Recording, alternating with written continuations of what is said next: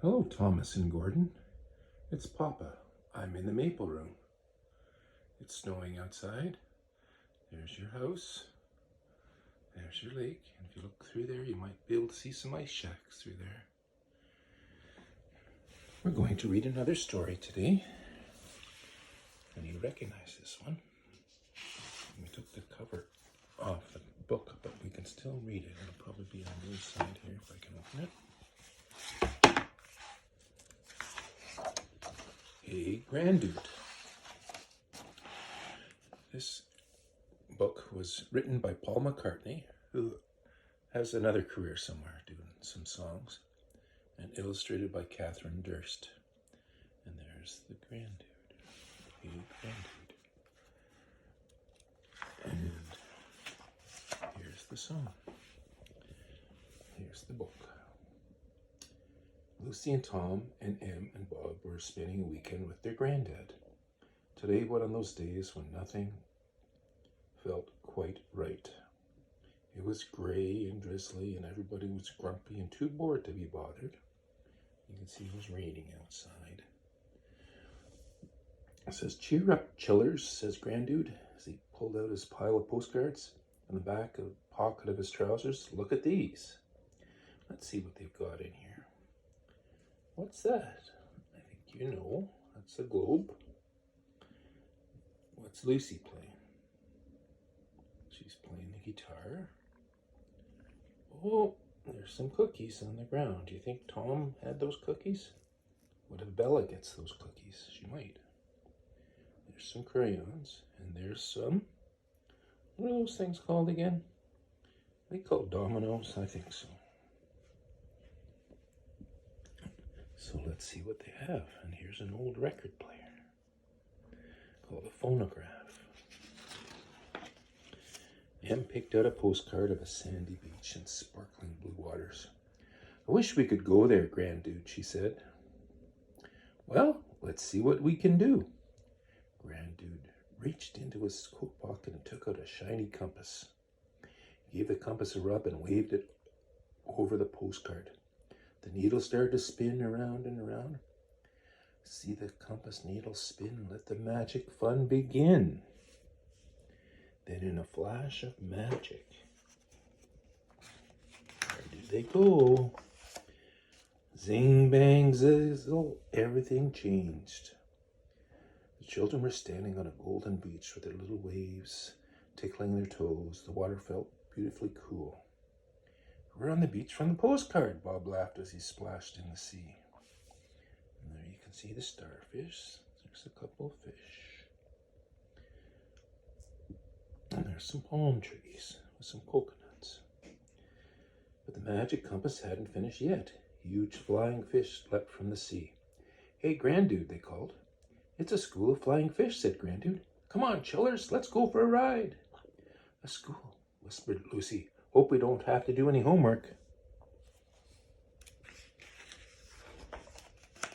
They skimmed across the shimmering blue waves on the backs of the flying fish before coming to rest again on the hot sand.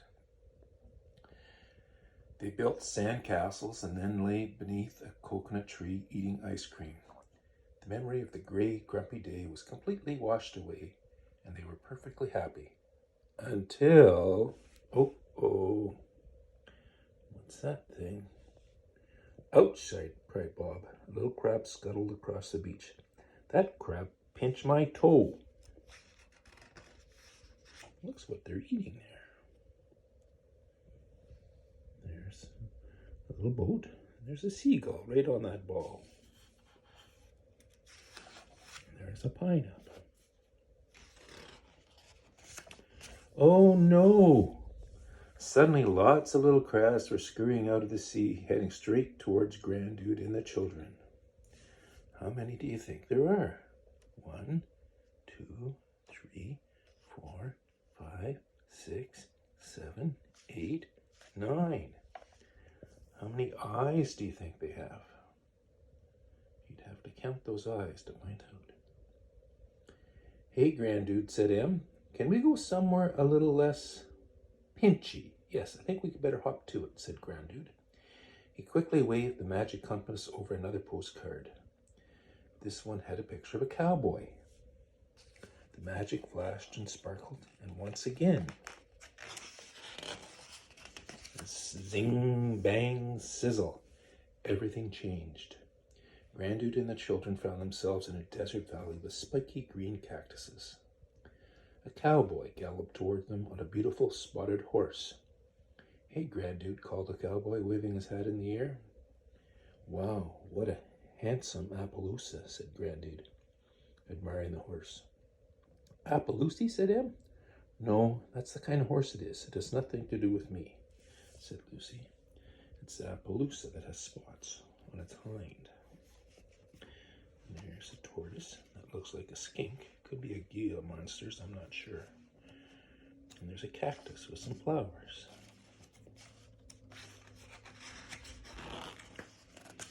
Grandude gave a whistle and 5 more horses came galloping up. He helped each of the children onto a horse, and they raced together through the valley. "Whee!" cried Bob. "Faster!" yelled Lucy. But what was that cloud of dust on the horizon?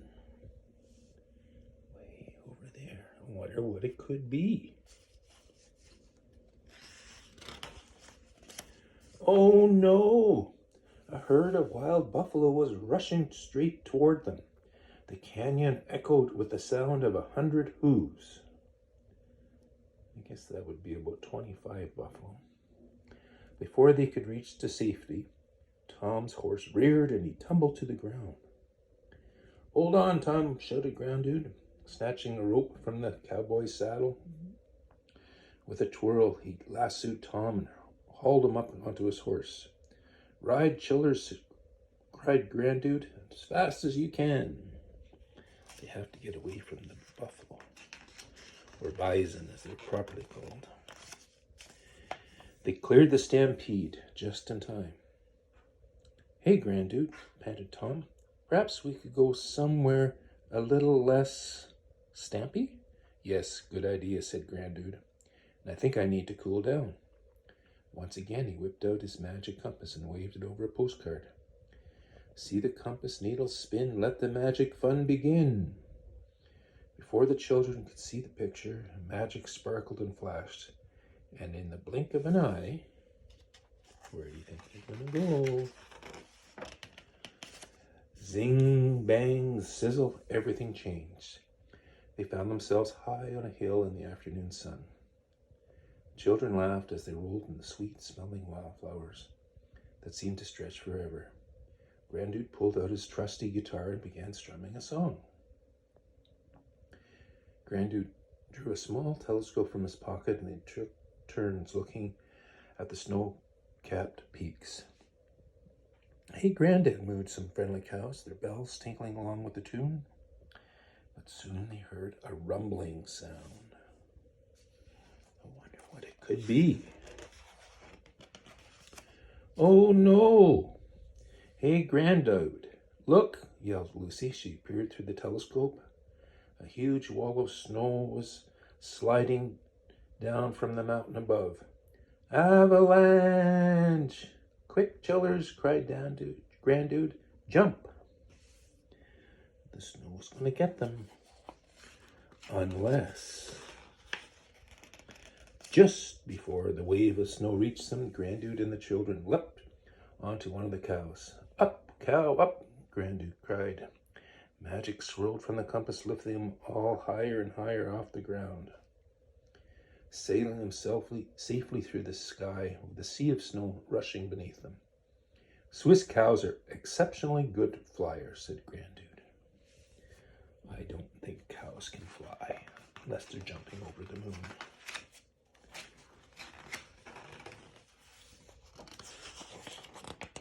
Now, riding a flying cow is a lot of fun, but it had been a very long day.